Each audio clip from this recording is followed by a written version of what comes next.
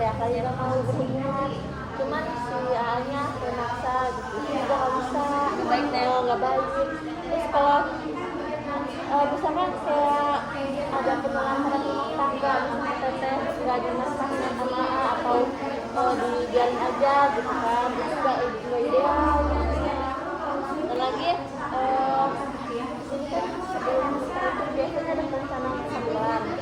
Kita tuh udah ada gambaran belum ke depannya mau langsung ini atau gimana? Ya, aku sama pasangan kalau dari itu nggak apa-apa. Gak apa-apa, teteh itu berapa syarat kalau emang sebaiknya udah berapa banyak udah berapa bulan atau Ya 5 tahun lah, 5 atau 6 bulan gitu. emang baiknya sebenarnya kita menunda dulu ya, karena emang kita juga butuh waktu berdua. Kita juga harus mempersiapkan semuanya gitu.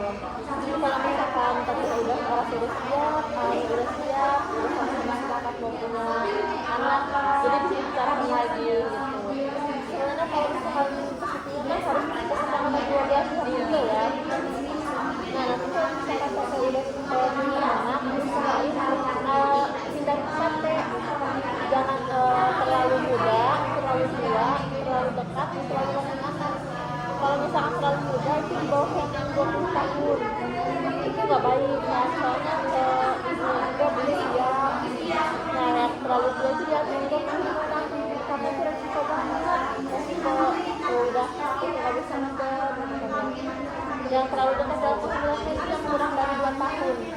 Misalkan teteh udah habis lahiran nih, ini kita ke pasang kontrasepsi ya, biasanya langsung jadi lagi ya. Itu selang kalau belum 2 tahun itu biasanya resikonya, misalkan kita masih punya anak kecil lagi, nanti sekolah ini kan ya, terlalu banyak anak kalau lebih dari 3. Terus dampak hamil terlalu muda itu biasanya kesulitan dalam persalinannya. Misalkan kayak nanti habis ngelahirin batin ya, kita sesar, bisa tiba-tiba punya anak lagi, itu kan masih terbentuk sempurna banget ya rahimnya, jadi resiko buat ibu juga kasihan, takutnya kenapa-napa. Itu juga lepas satu kan gak langsung kan ya. Terus kehamilan yang terlalu tua juga takutnya si ibunya kena diabetes atau preeklampsi, jadi ke bayi juga takutnya bayinya rendah berat badannya gitu ya. Nah terus nanti kalau misalnya itu udah merencanain belum sudah menikah atau ini kan udah dulu ya mau pakai kontrasepsi apa Kayak apa, obat pil gitu. nggak apa-apa. Kalau misalkan Itu namanya obat apa sih kan? PKB bisa disuaminya bisa pakai kondom atau kayak manual yang dijual di luar sana. Kalau misalkan mau pakai TFL, kalau misalkan saran saya nggak bahaya, cuma kalau misalkan buat muda kan kita ngerasin anak, kalau yang beli itu aja kayak habis sedikit aja kalau buat muda, soalnya biasa Emang nggak apa-apa? kenapa? Soalnya ada tadi kamu saya lihat saya gini udah sampai apa suntik. Nggak punya anak, ada kamu ngembang. Tapi cocok ya. Iya sebenarnya tergantung gimana kondisi kita ya. Nanti kalau misalnya cuma lagi-laginya bisa dikonsider lagi. Cuma saya biasanya kalau misalkan yang baru mau pindah itu dan sampai kecil, karena nantinya agak susah. Punya anaknya.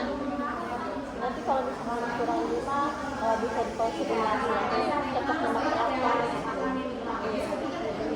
Terus juga kondisi penyakit yang perlu diwaspadai sama penderitaannya, kayak anemia yang kekurangan besi. Nah itu bisa kalau misalnya teteh punya anemia, misalnya teteh udah ngecek anemia, terus hasilnya teteh anemia sedang atau anemia berat, kita bisa konsumsi kalau makanan tuh kayak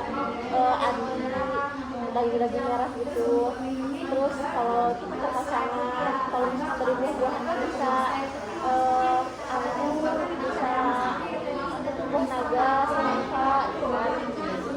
Terus yang belum dikembalikan itu penyakit HIV kan susah banget ya, belum ada obatnya sampai sekarang gitu.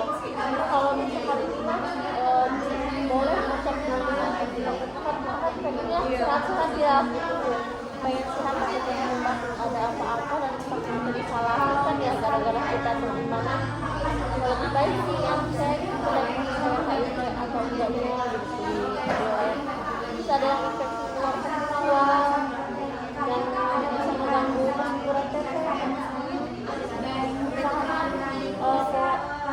bagus gitu kayak mungkin hepatitis itu kayak gimana tuh?